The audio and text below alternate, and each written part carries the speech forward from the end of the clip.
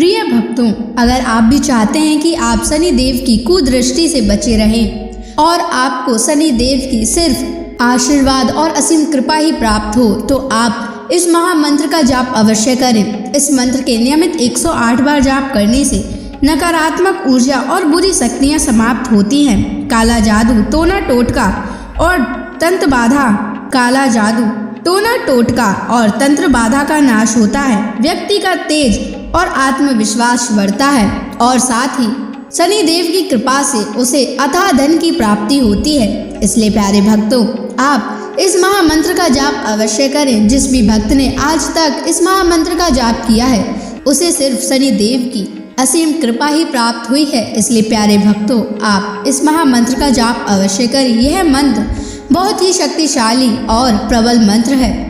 इस मंत्र का प्रभाव तुरंत ही दिखाई देने लगता है और साथ ही आपका जीवन सुखद हो जाएगा।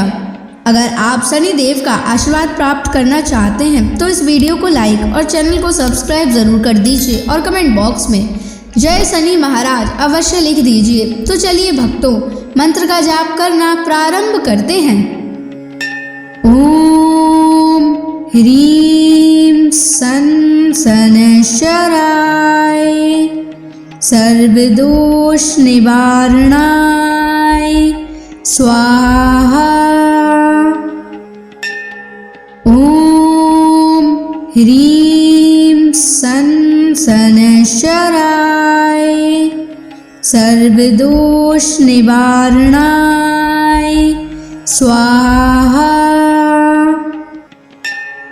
ओम ह्रीं सन शनैश्चराय सर्वदोष निवारणाय स्वाहा।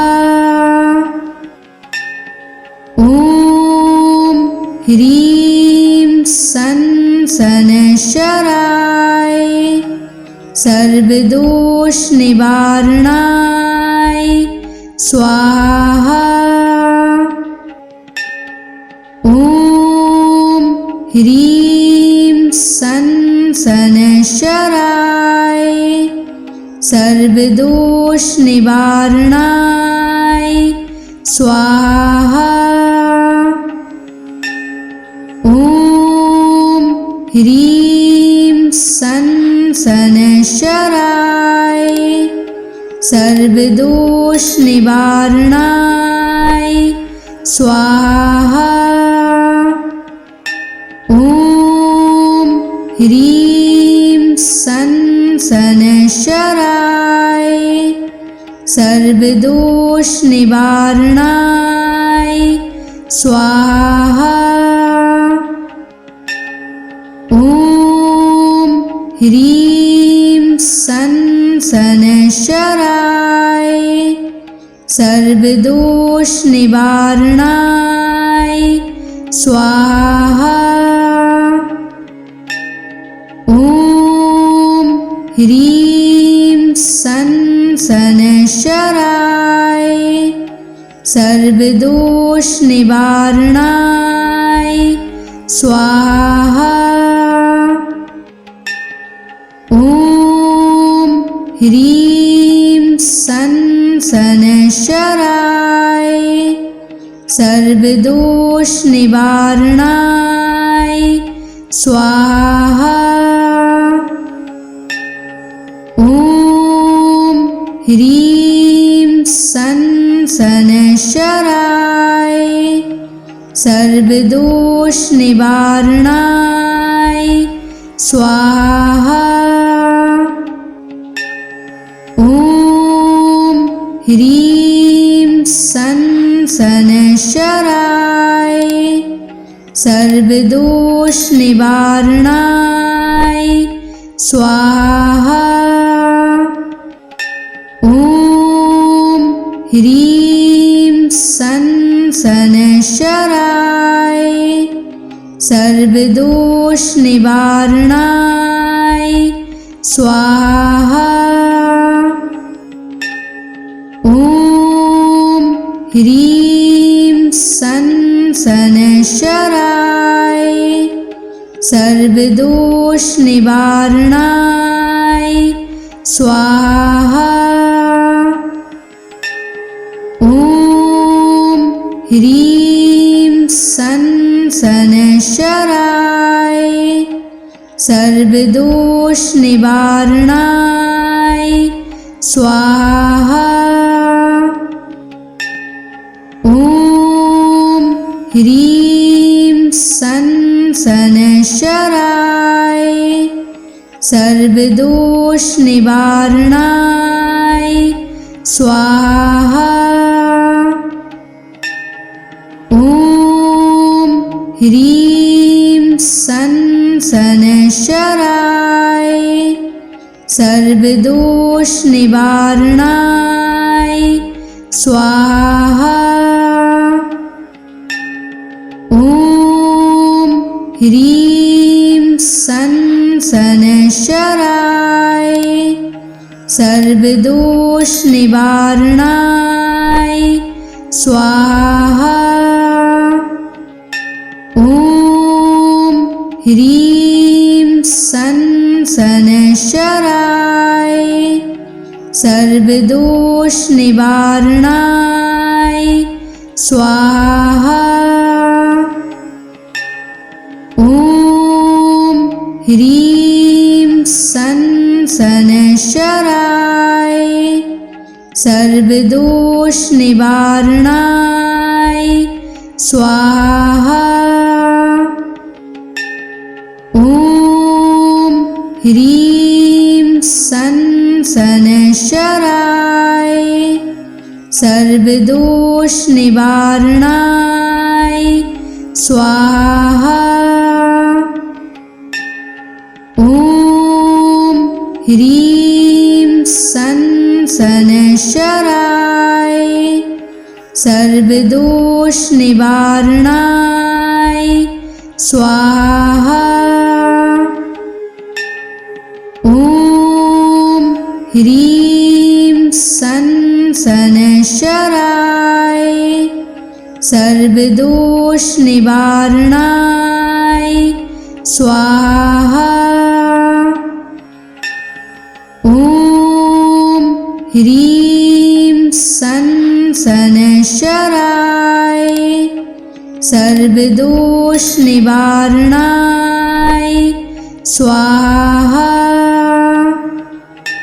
ॐ ह्रीं सन् शनैश्चराय सर्वदोषनिवारणाय स्वाहा।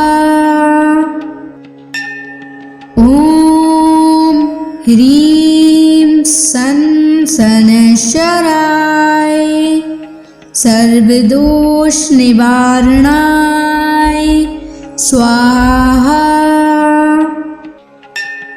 ॐ ह्रीं सन् शनैश्चराय सर्वदोषनिवारणाय स्वाहा। ॐ ह्रीं सन् शनैश्चराय सर्वदोषनिवारणाय स्वाहा। ॐ ह्रीं सन् शनैश्चराय सर्वदोषनिवारणाय स्वाहा।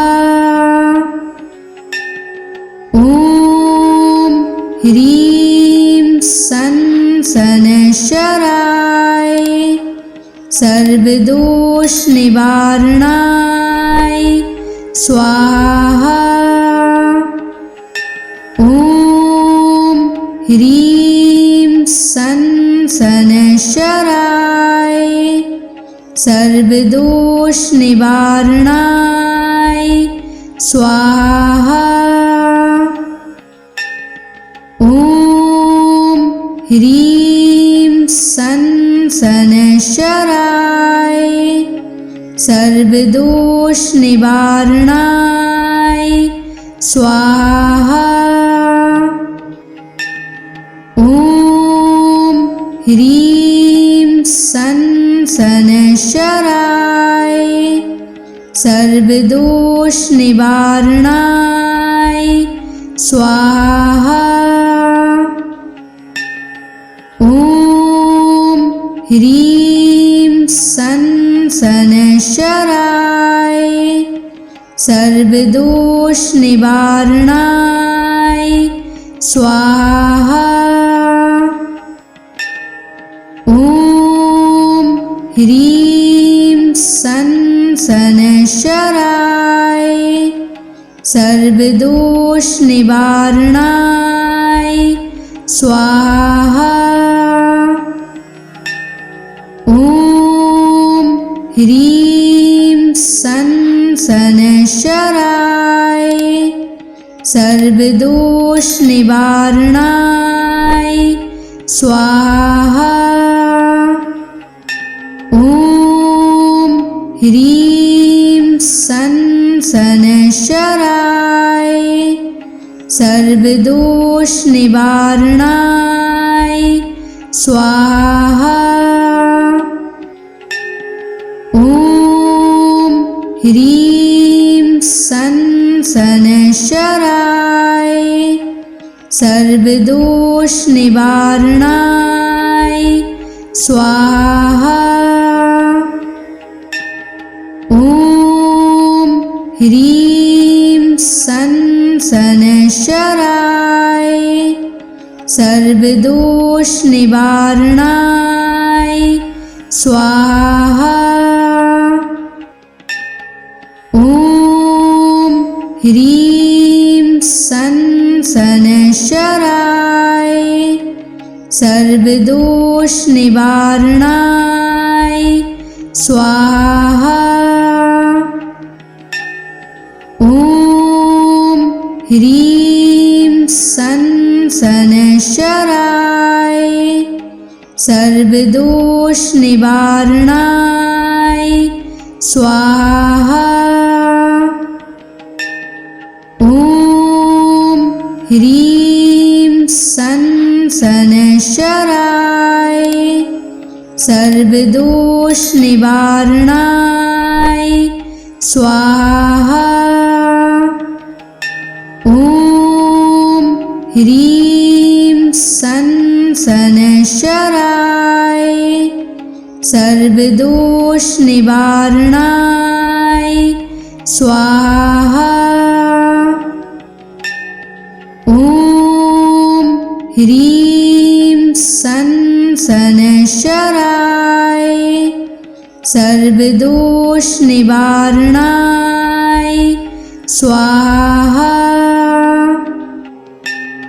ॐ ह्रीं सनशराय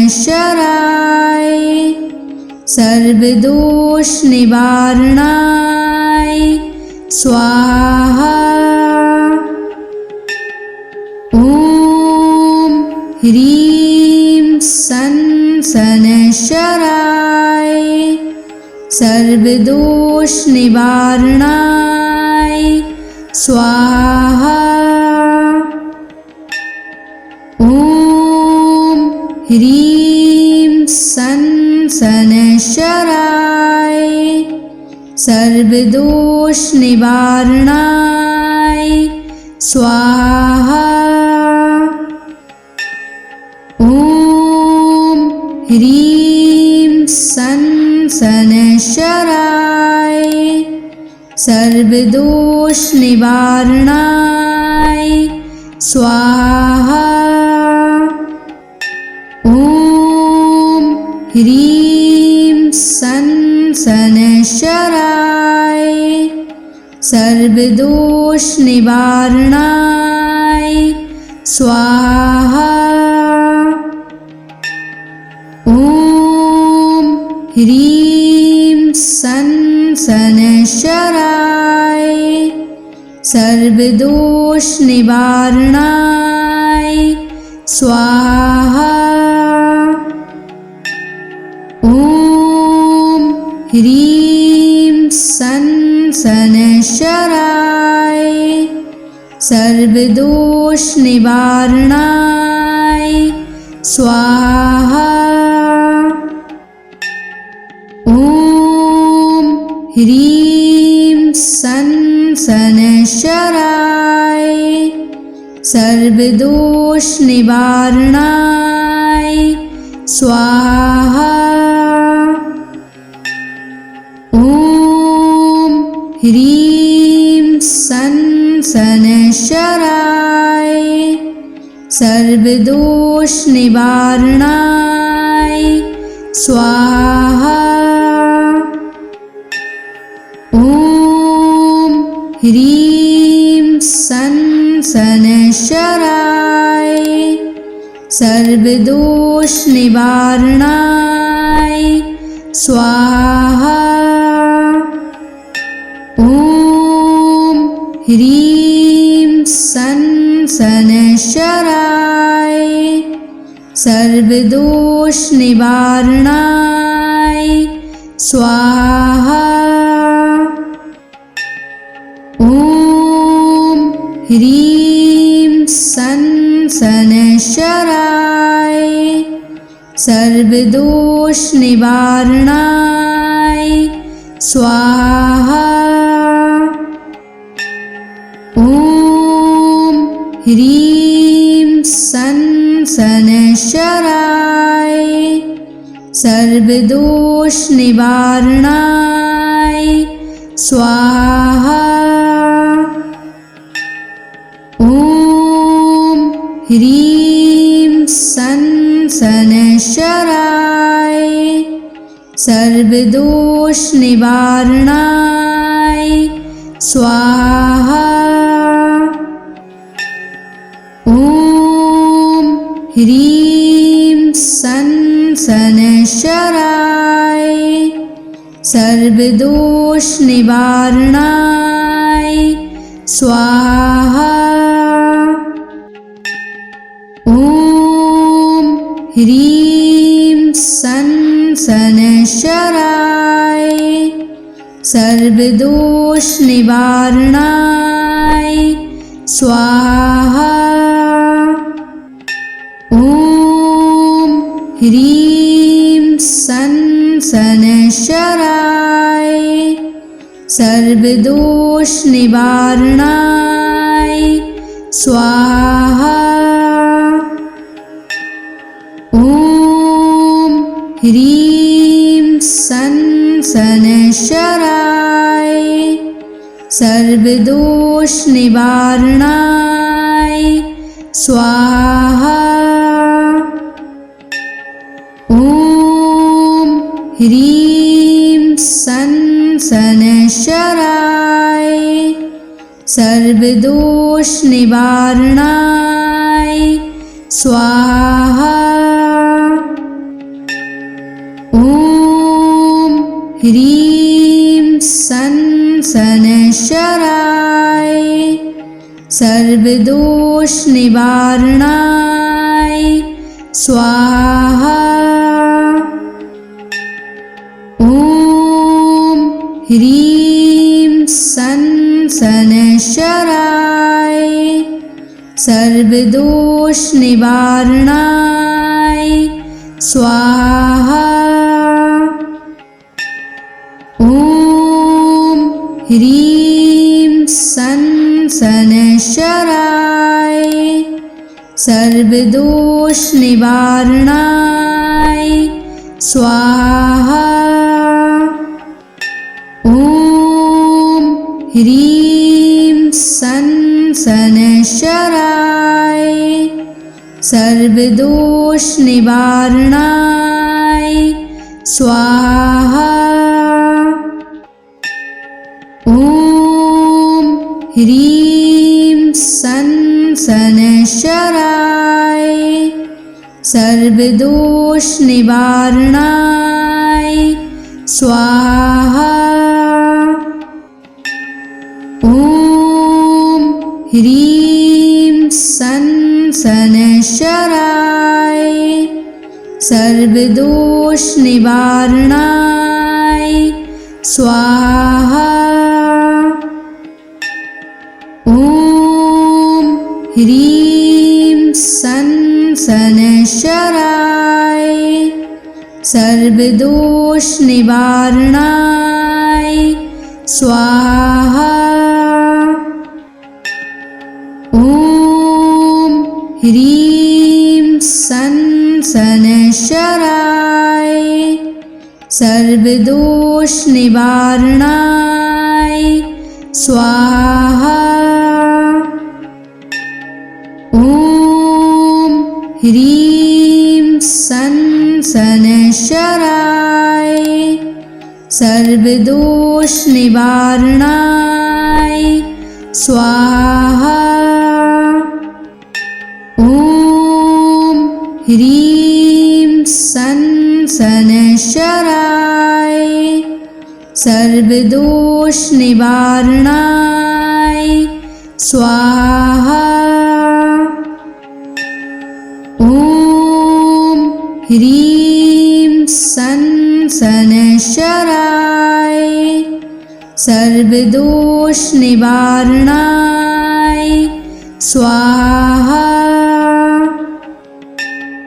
ॐ ह्रीं सन् शनैश्चराय सर्वदोषनिवारणाय स्वाहा। ॐ ह्रीं सन् शनैश्चराय सर्वदोषनिवारणाय स्वाहा। ॐ ह्रीं सन् शनैश्चराय सर्वदोषनिवारणाय स्वाहा। ॐ ह्रीं सन् शनैश्चराय सर्वदोषनिवारणाय स्वाहा। ॐ ह्रीं सन् शनैश्चराय सर्वदोषनिवारणाय स्वाहा।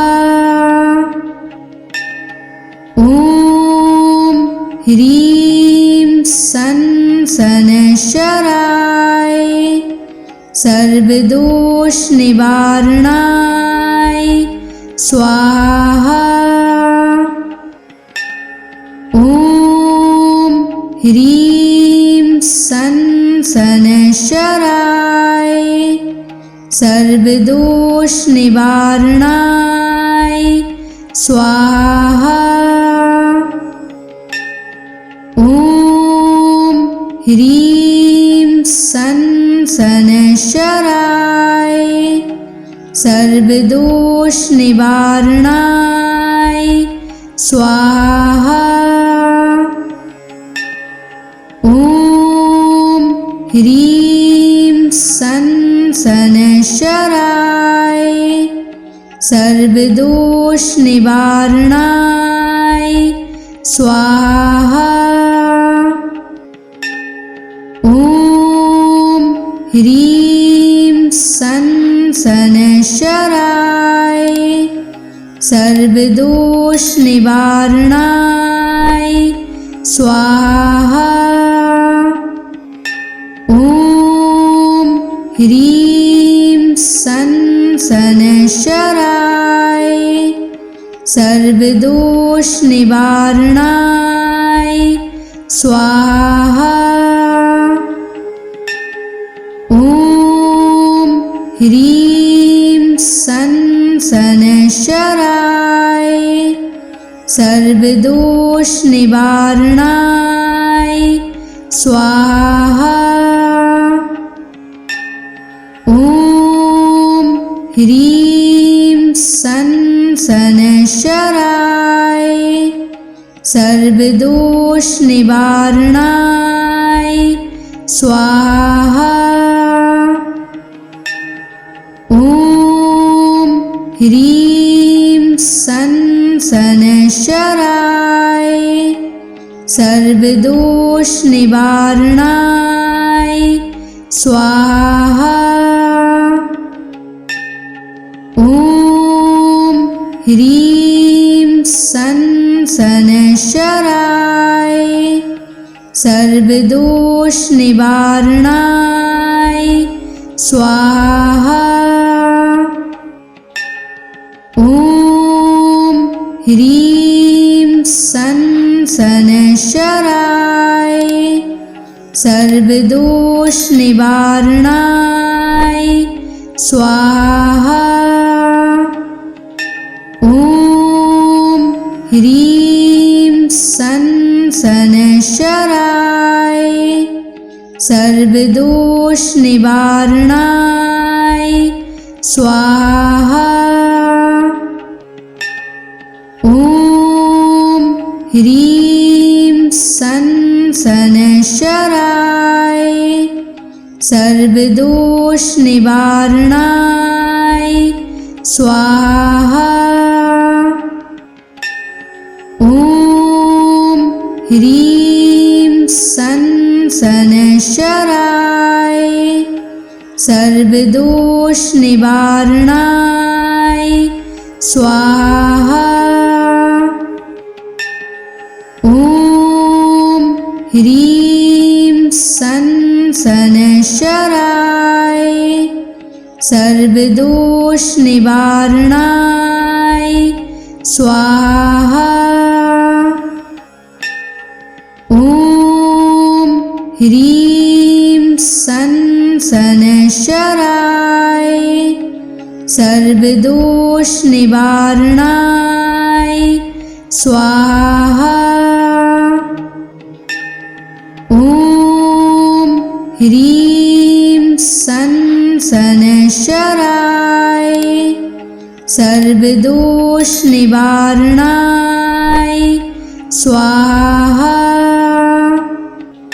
ॐ ह्रीं सं शनैश्चराय सर्वदोष निवारणाय स्वाहा। ॐ ह्रीं सं शनैश्चराय सर्वदोष निवारणाय स्वाहा। ॐ ह्रीं सं शनैश्चराय सर्वदोष निवारणाय स्वाहा। ॐ ह्रीं सं शनैश्चराय सर्वदोष निवारणाय स्वाहा। ॐ ह्रीं सं शनैश्चराय सर्वदोष निवारणाय स्वाहा। ॐ ह्रीं सं शनैश्चराय सर्वदोष निवारणाय स्वाहा। ॐ ह्रीं सं शनैश्चराय सर्वदोष निवारणाय स्वाहा। ॐ ह्रीं सं शनैश्चराय सर्वदोष निवारणाय स्वाहा। ॐ ह्रीं सं शनैश्चराय सर्वदोष निवारणाय स्वाहा। ॐ ह्रीं सं शनैश्चराय सर्वदोष निवारणाय स्वाहा। ॐ ह्रीं सं शनैश्चराय सर्वदोष निवारणाय स्वाहा। ॐ ह्रीं सन शनैश्चराय सर्वदोष निवारणाय स्वाहा। ॐ ह्रीं सन शनैश्चराय सर्वदोष निवारणाय स्वाहा। ॐ ह्रीं सन शनैश्चराय सर्वदोष निवारणाय स्वाहा। ॐ ह्रीं सन शनैश्चराय सर्वदोष निवारणाय स्वाहा। ॐ ह्रीं सन शनैश्चराय सर्वदोष निवारणाय स्वाहा। ॐ ह्रीं सन शनैश्चराय सर्वदोष निवारणाय स्वाहा। ॐ ह्रीं सन शनैश्चराय सर्वदोष निवारणाय स्वाहा। ॐ ह्रीं सन शनैश्चराय सर्वदोष निवारणाय स्वाहा। ॐ ह्रीं सन शनैश्चराय सर्वदोष निवारणाय स्वाहा। ॐ ह्रीं सन शनैश्चराय सर्वदोष निवारणाय स्वाहा। ॐ ह्रीं सन शनैश्चराय सर्वदोष निवारणाय स्वाहा। ॐ ह्रीं सन शनैश्चराय सर्वदोष निवारणाय स्वाहा। ॐ ह्रीं सन शनैश्चराय सर्वदोष निवारणाय स्वाहा।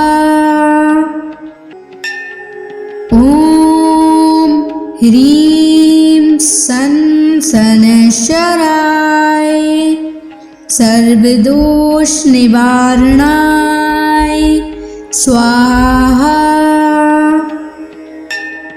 ॐ ह्रीं सन शनैश्चराय सर्वदोष निवारणाय स्वाहा। ॐ ह्रीं सन शनैश्चराय सर्वदोष निवारणाय स्वाहा। ॐ ह्रीं सन शनैश्चराय सर्वदोष निवारणाय स्वाहा।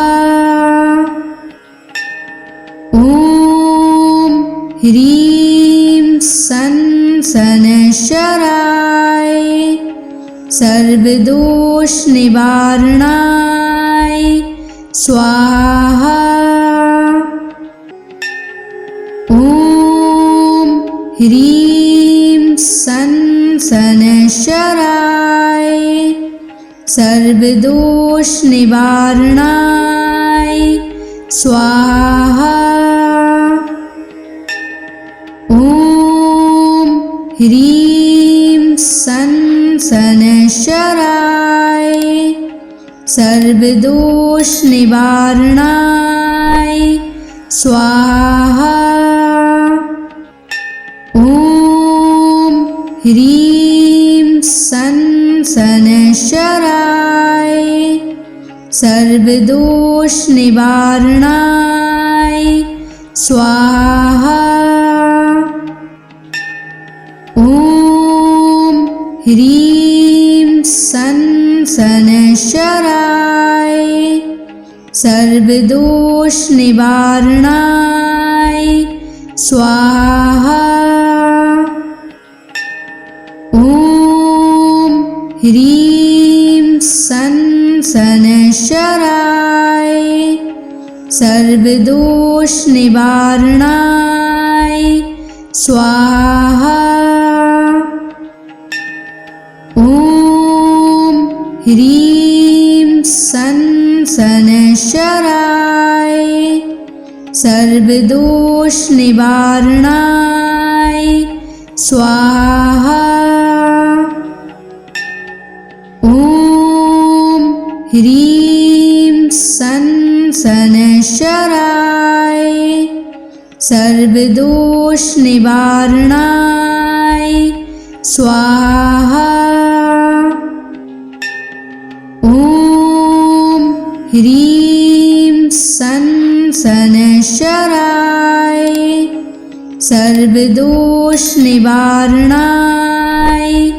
स्वाहा।